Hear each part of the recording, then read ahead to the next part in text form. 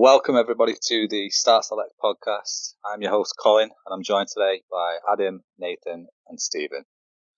We're going to be talking about a range of different topics today, but I think we'll start off with what we expect to come out of the Xbox event on Thursday.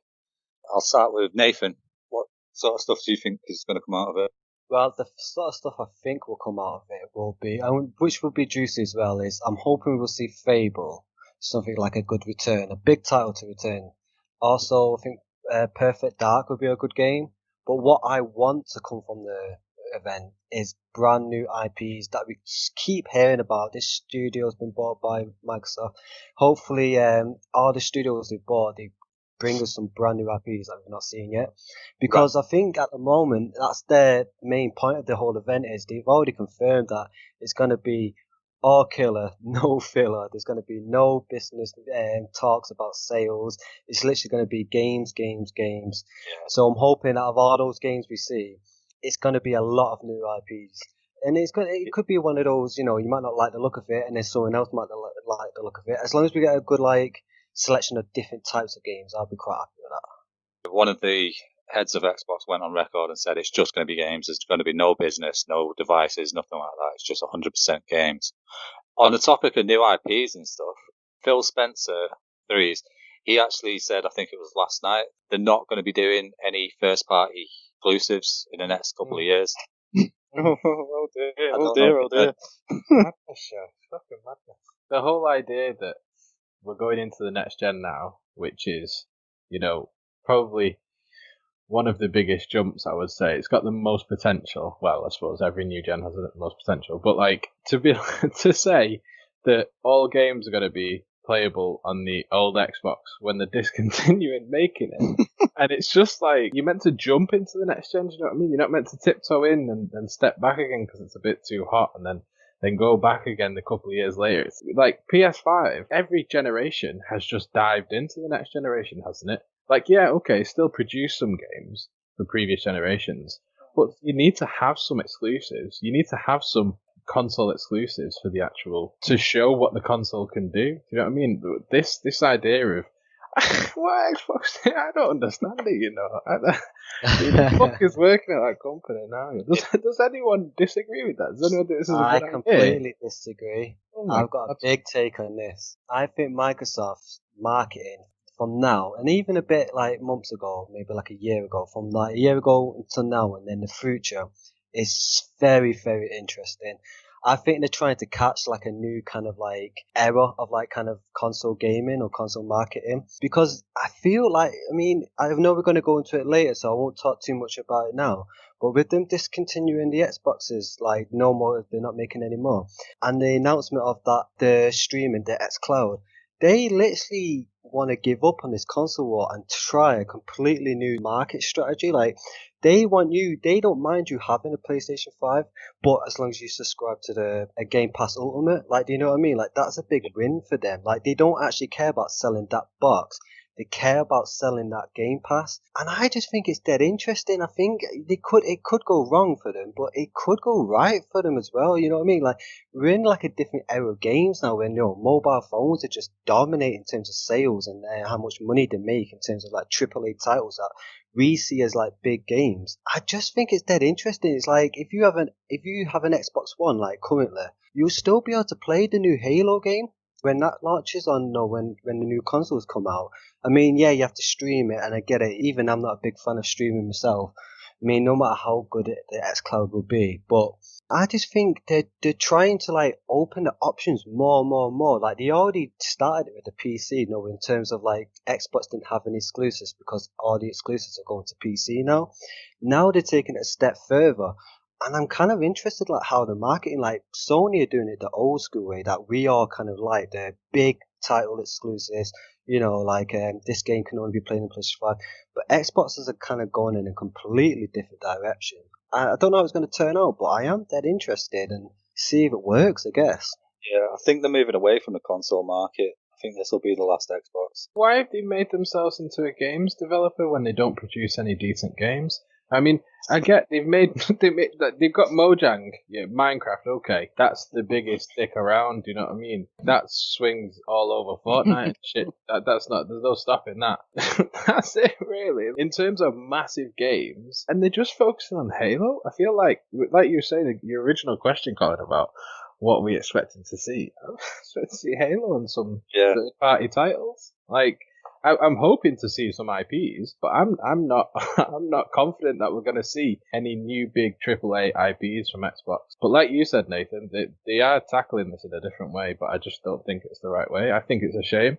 I don't want it to be Sony versus Nintendo, because then Sony will be charging us £80 a game, and they'll be rubbing their hands all the way over, you know. Stephen, have you got anything to say? I wanted to see new IPs, but with what you said about the first party games, the trailers that they're going to show, it's going to be like ones that are not that really badly developed at the minute or something, or not so far in development, I mean. Well, I reckon they're going to show maybe like Psychonauts, because I've heard Psychonauts 2 is in development. But other than that, I can't really think of anything other than a third-party game that they could show. Yeah, but what to get us excited about, I don't know what they could actually show. So sorry, I think I might have missed it. So what they've confirmed, they're not showing any new IP games from the No, Phil Spencer has said that they're not going to be they're not going to be focusing on first-party games from their Xbox studios. They're just going to be focusing on making it easier to access their games, so anyone can play, so you don't need an Xbox to play. They will still be producing technically first-party games for Xbox, but it's just that you can play it on the Xbox One as well as the Series X. So there's still, like, Halo will still be an exclusive to Xbox, but it's just to the previous generation as well. Like, and all the studios that they've got, they will produce some IPs, but I don't reckon any of them will be first-party exclusive to Xbox. Or maybe one or two of them, but I don't reckon they'll be coming from the big ones. Like you said, Nathan, I'd love to see a new Rare. I'd love to see a new Perfect Dark game or something like that, but I don't know if we'll see anything like that. I mean, can I just ask you, Stephen, actually, because you got a good point of view from it. Is this not a good thing for you? Because now you don't have to buy an Xbox. The way they're making it so accessible to everybody. What you mean, if you can play on your tablet or your phone or all? No, let's just say, because the way they're doing their business market now is, it seems like they're not trying to sell you the Xbox anymore. They're trying to sell you the Game Pass. So maybe one day you get a PC and also so you can play it straight up, or a laptop, or stream it. That's one of the main reasons I want a PC now, because of it, Game Pass. Because you can get it works the same way anyway, doesn't it now? But this is what I think. I think Microsoft hear you say that, and they're high fiving each other, yes, because I don't think they're putting everything into that console box. I think it's the Game Pass that's selling you. I think that's where all their sales are going to come from now on. Like I said, it's hard to kind of see where they're at in terms of this console war sort of thing, but they are going a completely different direction. It is going to be difficult to see who's quote unquote winning sort of thing. They're going head first into the sort of Stadia thing. I think it'd be sick if it worked. But the issue is they're not going to be producing. I don't see them producing any AAA titles because it's on a subscription service. Do you know what I mean? I can't. I think Gears 5, Gears Tactics, and this Halo. I think Halo.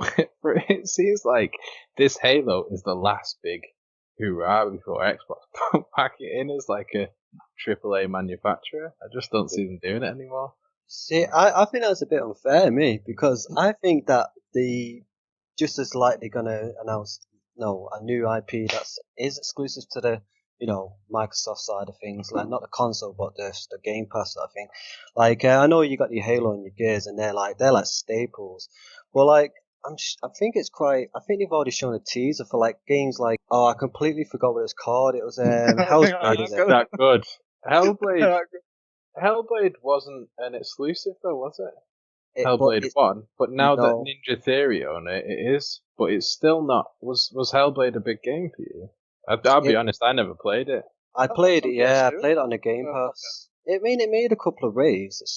People still talk about it now, how they did the game. But they've already announced the second one, the studio works for Microsoft now.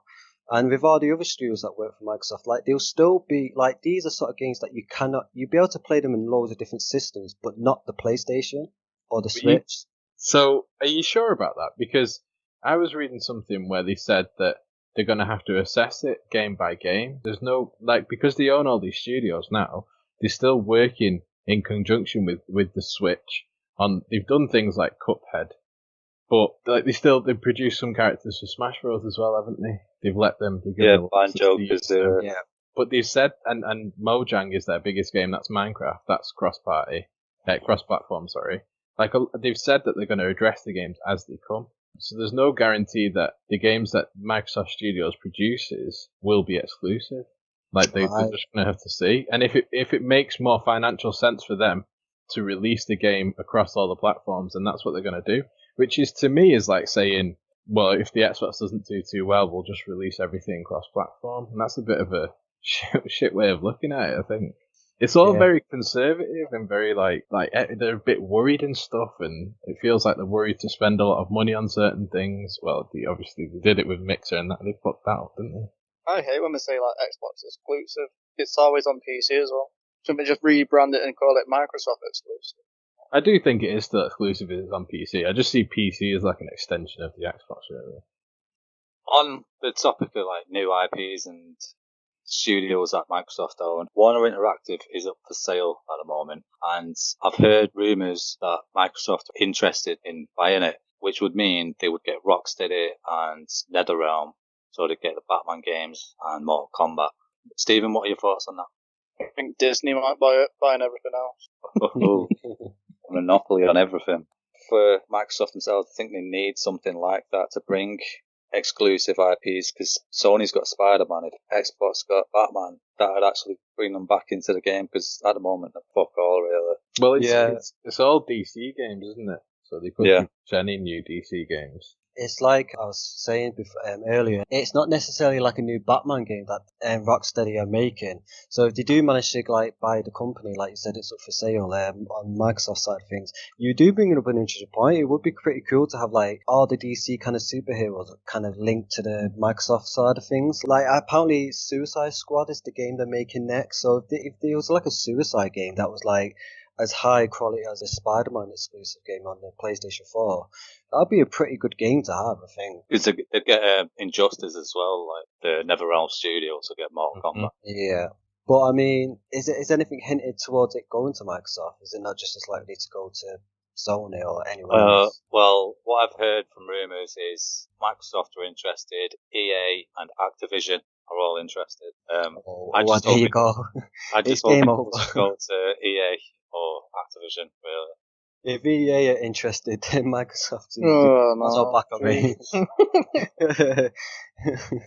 There's no way Microsoft are going to pinch that way. EA, do you know how much loot boxes they can sell with Batman on it? Yeah, if Batman skin be like £20, please. Yeah, and then you got the like 90s Batman outfit. Oh shit! Oh my god! I can see it already. They got that studio's got Harry Potter as well. So imagine EA with that. Yeah. You'd have a field day or Dumbledore, Ron, Hermione, Harry. They could actually make some decent Harry Potter games, though, because I don't think there ever has been one. That RPG one's still in the works. There's one in the works still. I don't know who's doing it though. Massive RPG one, and I think they showed some screenshots on it, and it does look amazing. And I'm not even a big fan of Harry Potter. I think Harry Potter would work really well for an RPG. Yeah, it's definitely got. Well, I mean, I guess you could say that about a lot of things, but yeah, I do agree. Like, if to make an RPG for Harry Potter, like for us, it'll be quite interesting because obviously you got so many different characters. You got the whole magic aspect of it, but more, I don't know with Harry Potter, with the name being so popular to like, even my wife loves Harry Potter. I don't think a lot of people would want to play an RPG Harry Potter game. Do you know what I mean? I think a lot of people just have it playing Lego Harry Potter at the moment. Do you know what I mean? Like, oh no, I don't know. I reckon it'd be a big crowd. That why not? But because Harry Potter fans aren't gamers. No, they might. But I think Harry Potter is like, if a lot of people that watch Harry Potter the movies or just like love Harry Potter, you gotta remember, like, people who like RPGs, it's not like it's a massive audience that's like taking over like the gaming industry. Like, a lot of people would rather just like play Harry Potter in a kind of like an adventure game or something like that, or more important, it's like a mobile game. It would be a lot easier for them. I just can't see anyone. It depends how you see it. If they make a Harry Potter game, a deep RPG like we would like gamers would like, then I just don't think casual people that love Harry Potter would go out their way to level up, Dumbledore or something. They could do a Paper Mario style one. Yeah, Harry Potter stranding sort of things. Like, just walk around Hogwarts. I think people just want to do that. I need to read into it again. Stephen, what are your thoughts on the Xcloud? I think it's just their way of putting, like the backwards compatibility in. I think Sony might need to do something like that. I'm surprised to hear you say that. It's not going to be good for like AAA titles and that. But like, imagine playing like PS2 games, PS1 games, like on your phone or tablet. Or I think someone said in a group chat about applying it to like smart TVs. And like, Sony's got the TVs and everything, haven't they? I said Sony needs to put a PlayStation in a telly. And I said that's a stupid thing I made in my life. I think, and then you're talking about getting the Xcloud or something like into like smart TVs, like the apps. Well, it's not that far from being stupid, is it? You're not that far from. The thing is I know this is going to sound absolutely ridiculous, but I think I got something like quite out there. I actually think streaming is going to be like the thing in the future. I know we're not there yet. Imagine if you got the technology to stream and there was no delay at all, like maybe like a third of a second like delay, like literally next to nothing delay. Like, I feel like consoles would look like a Fire Stick, like one of those USB sticks. Yeah. Like, do you know what I mean? Yeah, like, 10, 15, 20 years I can see that happening. But do you think? I'm really bad at technology. I don't know how long away we are from it, if ever. If you look at internet connections, like, they can't handle lag-free streaming. No, we might have decent internet connections, but then you look at the countryside of the UK, they're getting like 10 megabytes, and then you look at the rural areas in America, Australia's already, like, they're on 10 megabyte internet. Like, most of the world would not be able to keep up with. Most of the world wouldn't be able to play those sorts of games. Yeah, a lot of places in America have like data caps, don't they? A lot of them. Globally, we're just not ready for it. We might be. Like, I think 10, 15 years before it's accessible to everyone. Yeah. What do you think? We keep dubbing this Xcloud as the Netflix of gaming.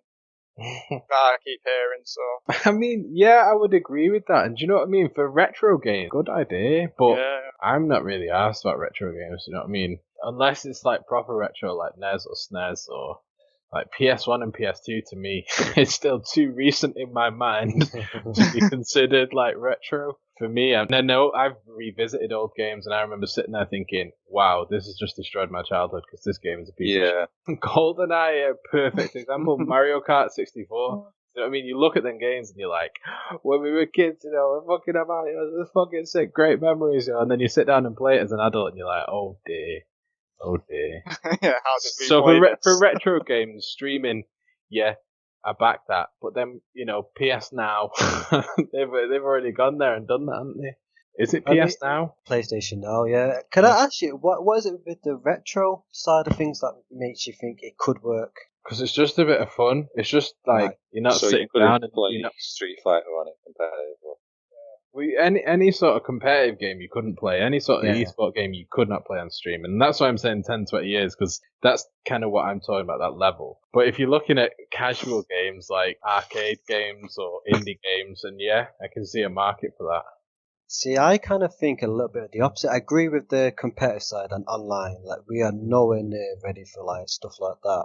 But I feel like not really retro games, really, but like for a good example would be Gears of War Tactics, a really big, powerful game. Because basically you're taking advantage of a really, really good-looking game that needs a lot run it. But you don't, because you're streaming it. Do you know what I mean? Like, your phone shouldn't be able to, or your tablet, whatever it is you're streaming it on, shouldn't be able to run that game. For instance, I can't run that game, but I could stream it, right? If it was out today, sort of. And with it being like a turn-based kind of game, and getting the benefits from the graphics and how it looks, because I don't need to run it. I'm just streaming it, not running it. And I feel like with a turn-based kind of game, the half-second delay or whatever it is you get won't really affect you too much. You know what I mean? Because it's like a turn-based RPG sort of thing. And also, I think like Tale kind of games will work, like Tales, like Walking Dead, kind of like episode 1 to 5. Yeah. They will benefit from it, do you know what I mean? Because it's like, you don't really need quick reaction times for them kind of games. Yeah, I mean, I agree with you. Like, non-AAA titles, like, I think Gears is probably one game that is a AAA title. Gears Tactics is a AAA title that doesn't really need any reaction to it. I think the majority of them do. maybe it's just me, maybe I'm entitled, but the game, when I think of games, I either think of an uber competitive online game, which I'm going to play, or a really immersive single player game. There is no middle ground. Like, everything else is just an indie game to me, and that would suit Stadia Mark II, which the Xbox are bringing out. But I still think it pisses me off though, because I want new IPs from all these developers that they've got, and they're talking about a streaming service. I'm just like, what? But start coming out saying we got the powerfulest console, we got all these developers working on you games. Don't need to buy it.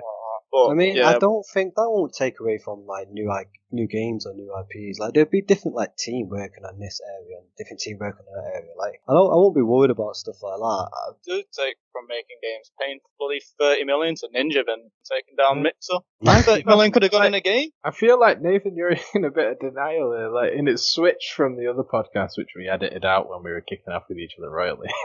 But we switched positions. We were saying that Microsoft's plan was a good one. Like, I feel like I've accepted.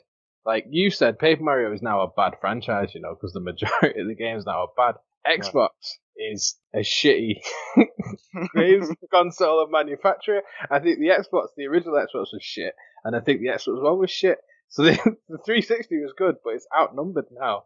Like, the majority of the stuff Xbox has been doing recently as well, I think, is bad decisions.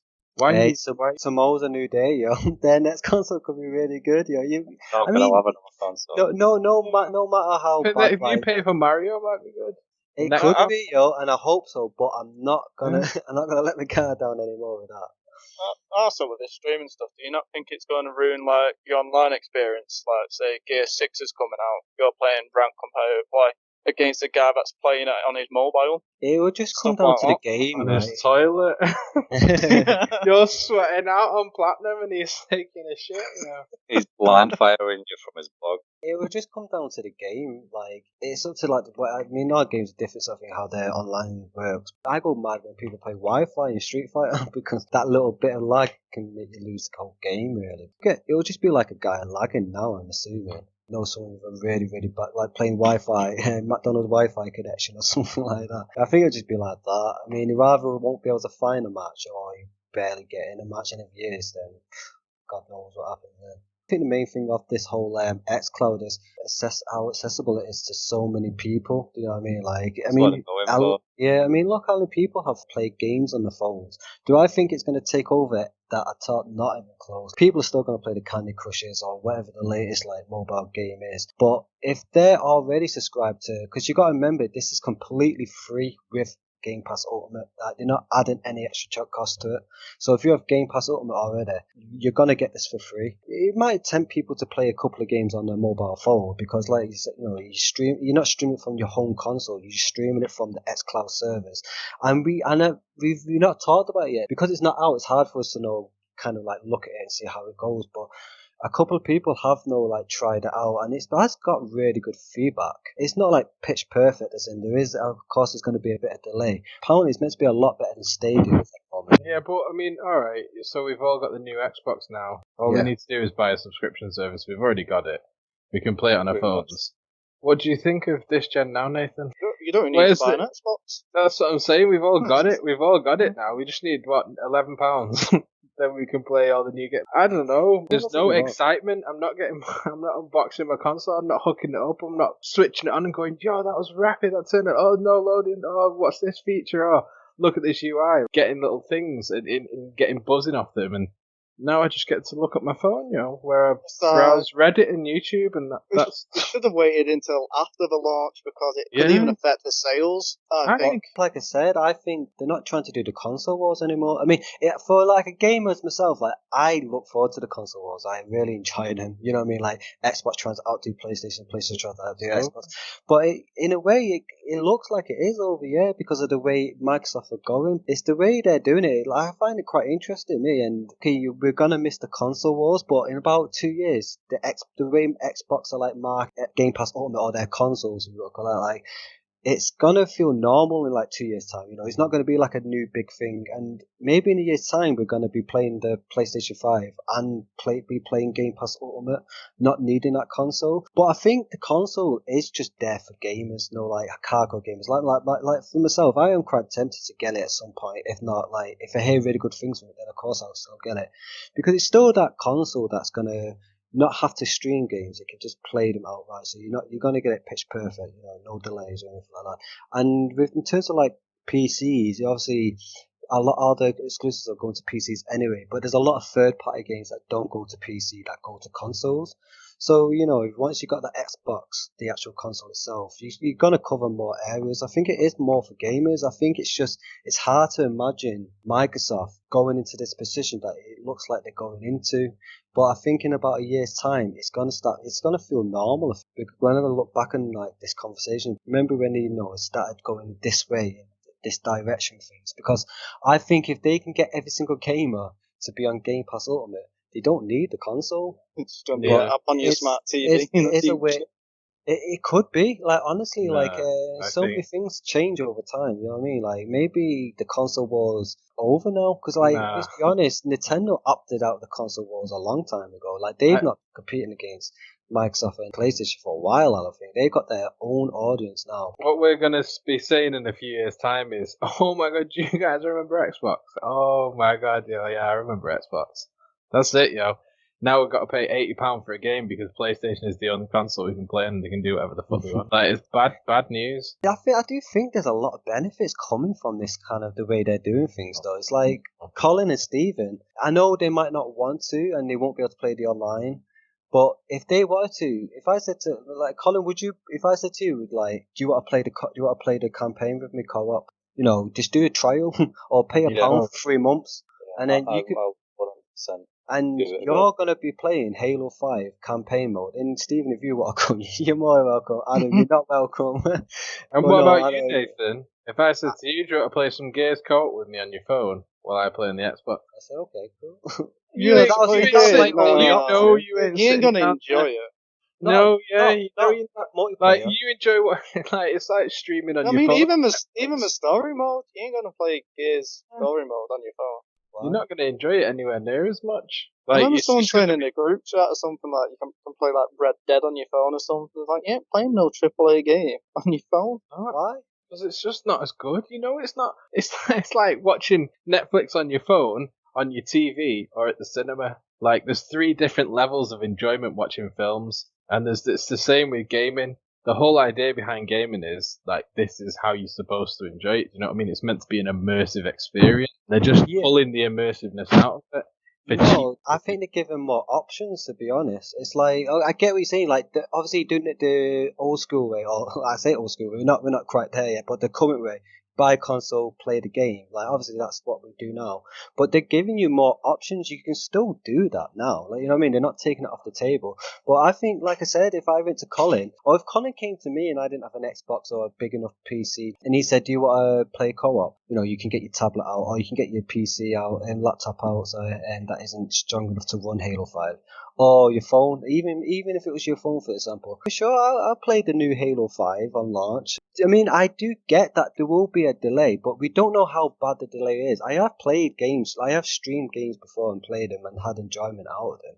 It's not as good as running it, downloading the games and just playing it straight up. But it's still there, you know what I mean? It is an option. And I won't play, obviously, I don't think it'll work with multiplayer games, but yeah, I definitely play campaigns with it. I mean, like I said, I think everything that we would expect from games is still on the table, but now we've got more options. Like I said, like Colin would be willing to play co-op with me on the campaign of Halo 5. I think it's just good things, really. Who cares about Halo 5?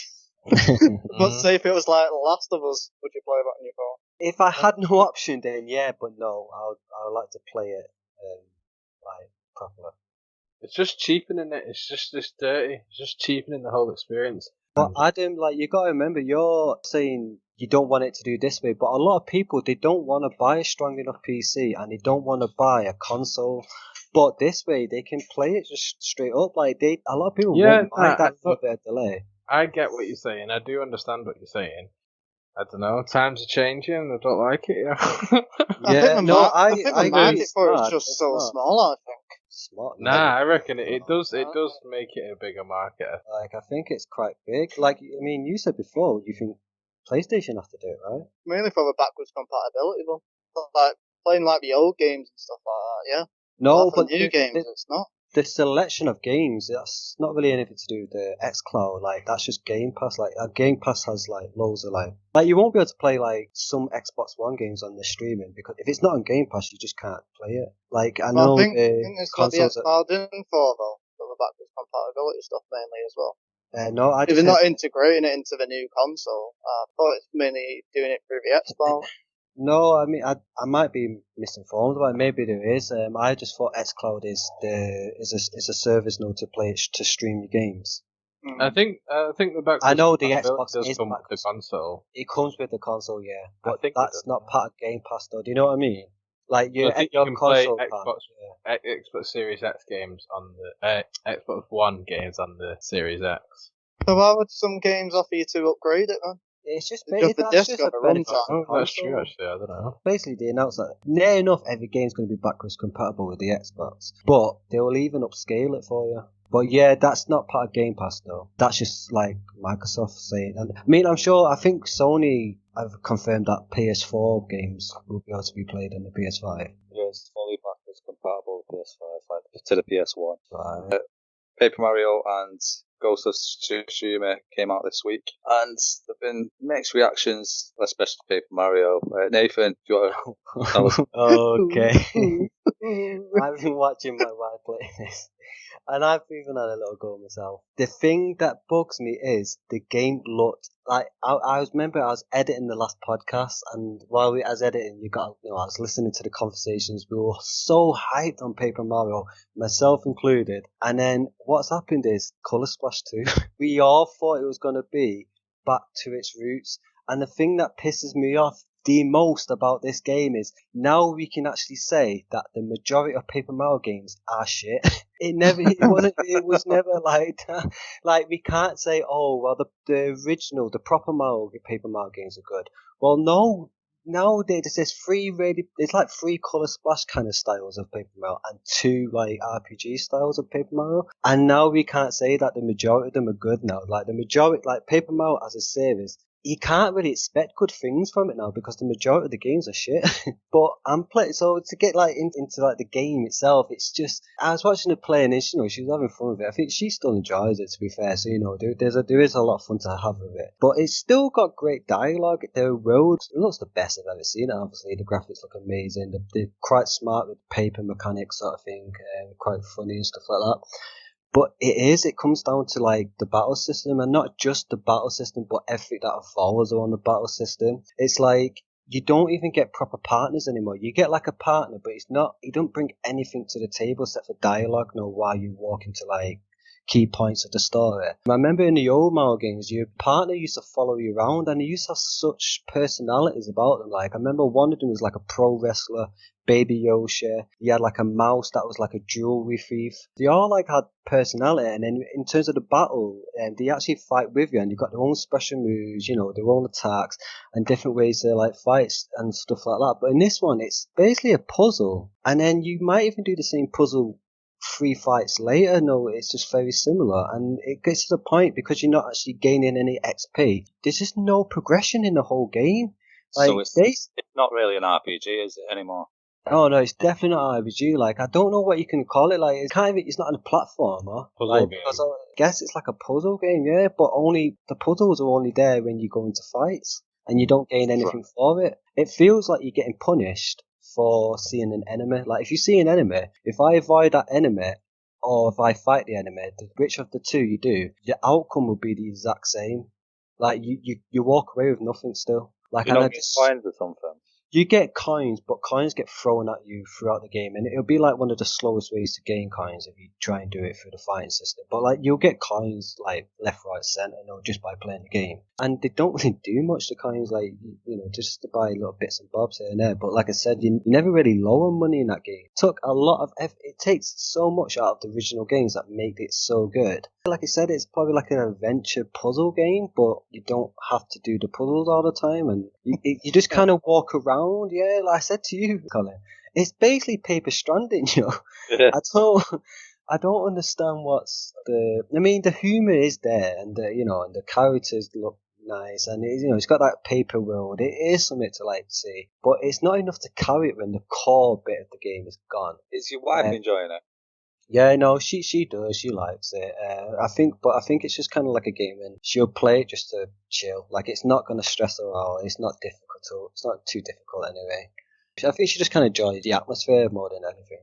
So it's more geared toward like the casual market. Yeah, 100%. Yeah, a bit too much. Like I said, I don't really know what you can take from the game once you've completed it. Like, I mean, everything that's good about the game were in the old ones anyway. Do you know what I mean? Like, you're not gaining anything extra because they took away this. They not took away one bad side of the game and then added this huge big side to it. So it's like, oh, do you like this better than the old ones or not? They've literally just took out the battle system and then, oh, hey, here's the game. And I think if they ever announce another Paper Mario game again, I will not be excited. Adam, I know you were excited for it. Are you still? No.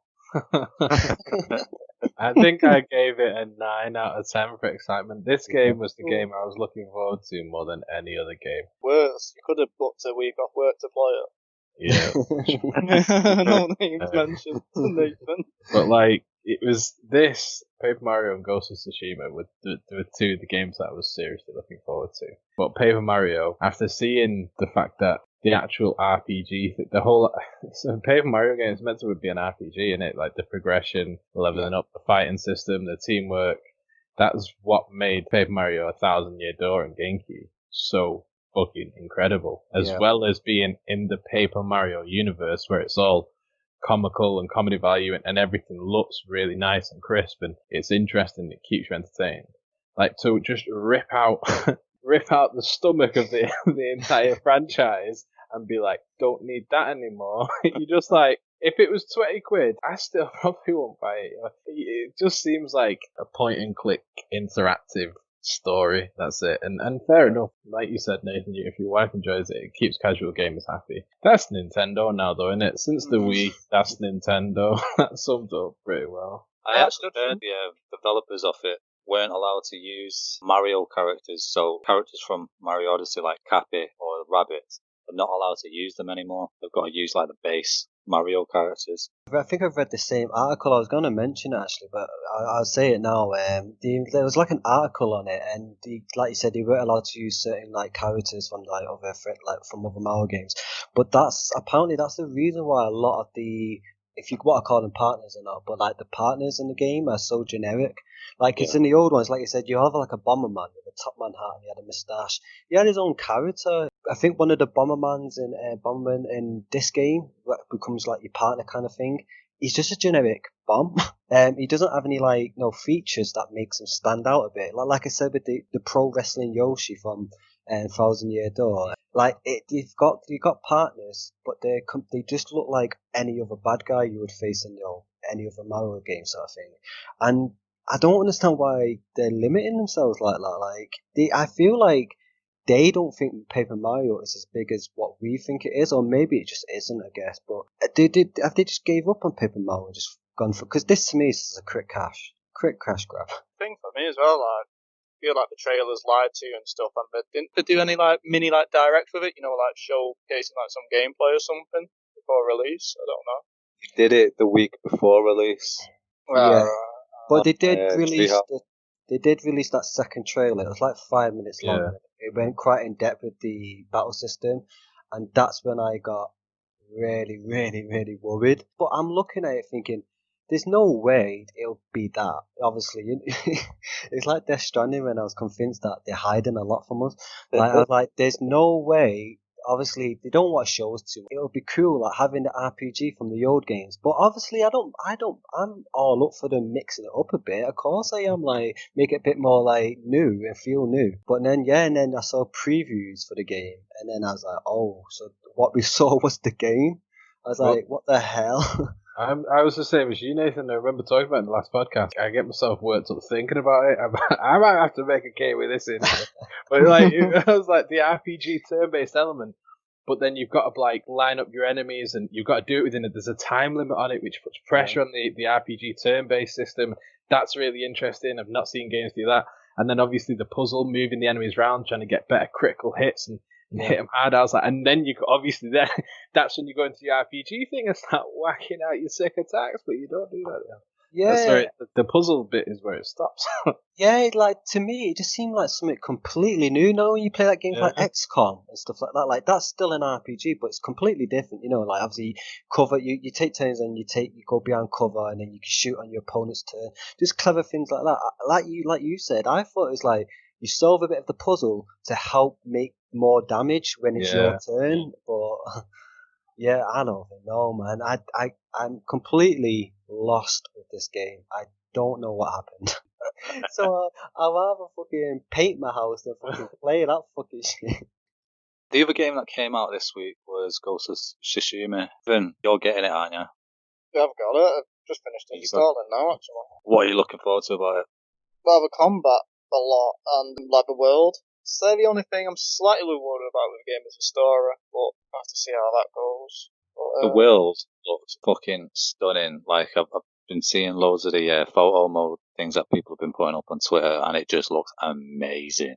I remember that last podcast, I think Colin and Nathan said, like, because the world's that big, I hope there's plenty in it, not like just empty spaces.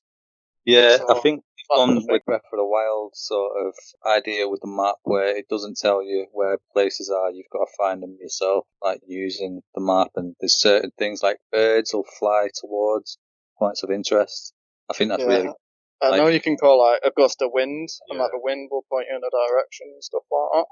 Yeah, rather than a big massive arrow saying go this way. It does make it sound a lot more immersive, and I think in terms of like you said then, Stephen, like how beautiful the world looks, that's how you end a generation. I think showcasing what the console can actually do. I think it's a good idea. Yeah, I mean, even I really like the idea of like the gust of wind going in a direction you can follow it, or like a bird flying down and it kind of like tells you a point of interest.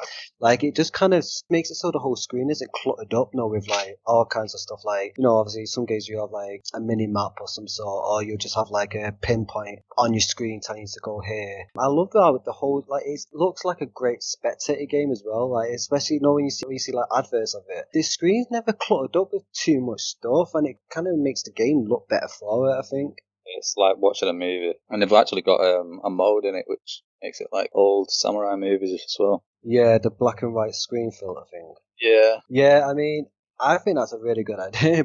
But I don't think I would never use that with a first playthrough. You have to like experience the graphics properly, you know what I mean? But I do like it. I know you've got it, Stephen. I'm not getting it anytime soon, I don't think. But the thing that's the most interesting to me, and the thing that I've heard the highest praise from, is the battle system. It's like you literally have 4 stances, and you've got to change them on the fly in battle to like face different types of enemies. Like maybe one's got a shield, or one's got a longsword, or I'm sure once you get the game, you'll know which enemies to switch to. I think the combat looks insanely good. Like it just looks dead grounded down, and it's not necessarily has to be like the fast. Like if you play Devil May Cry, you're all about the combos, how fast it plays. But this one, it looks more like attack, defend at the right time, at the right place. You know what I mean? Like you have to do that yourself. I think the combat looks insanely good. Like the parry system in it, and you, Stephen, obviously playing Fallen Order, like. And I guess apparently this relies heavily on the parry system, which can be quite complicated until you get a grip of it later on. But like that to me just sounds that the gameplay sounds so good. Genuinely sounds really fucking good. The only thing I'm cautious of is obviously I've heard the story isn't that great. The character development isn't that great either, and there's a couple issues around kind of maybe not repetitive, but it is an open world game, so you're going to run into those things where you've been playing it for a couple of hours and you're just like, I can't be asked anymore. I mean, what is any concerns for you, Stephen, at the moment? Like Adam just said, the story mainly. That's the main concern for me at the minute, and like the characters and that. Right. No, I think Adam brought up some good points actually. I mean, a lot of those concerns are like the same as me.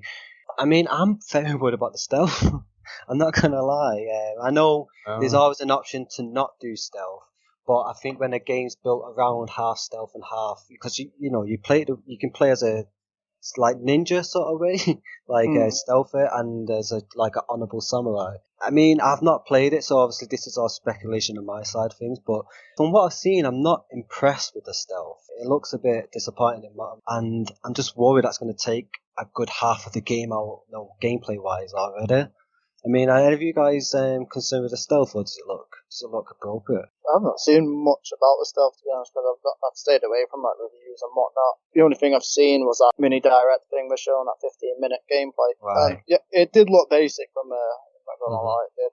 But it reminded me of Tenchu. I was just about to say that. Kind of out. Agree. I was just about to say Tenchu. I love Tenchu games. I played the latest ones, which was a couple of years ago now. I love them, but they are dated. Yeah, I think it's a personal thing. Like, if someone didn't like that Tenchu game, I would completely understand. But because I think I've been playing it since PS1 days, I just enjoy them, and I enjoy how simple they are.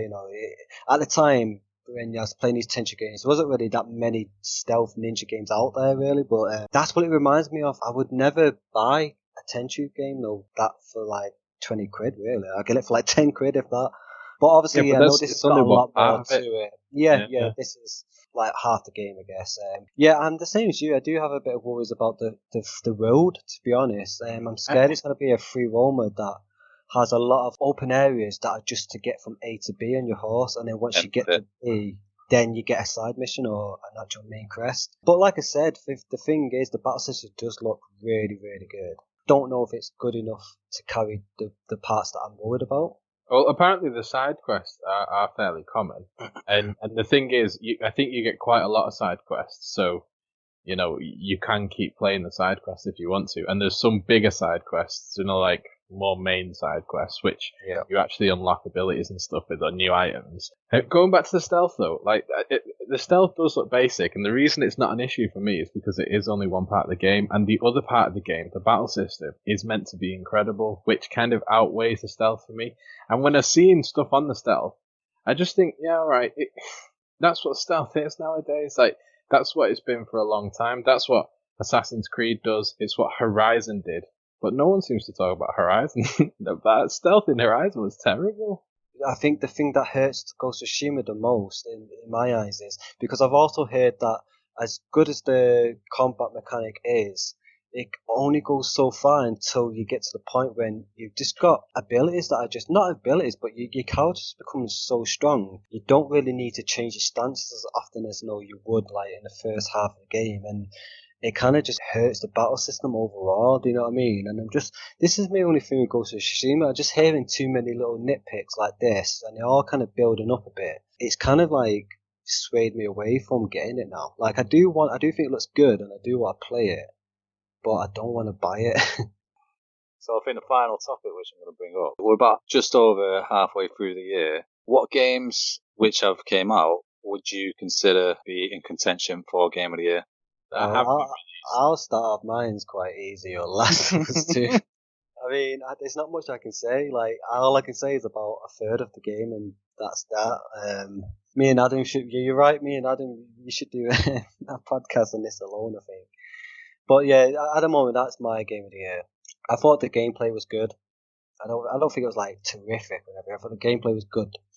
I thought I mean, it's controversial, but I thought the story was amazing. I thought the characters were good, and it's just that Naughty Dog standard, isn't it? It's the quality of them games are just sky high. Adam, my Game of the Year would probably be so far, which is Animal Crossing and Pokemon Isle of Armor DLC. So out of those two, I'd say Pokemon.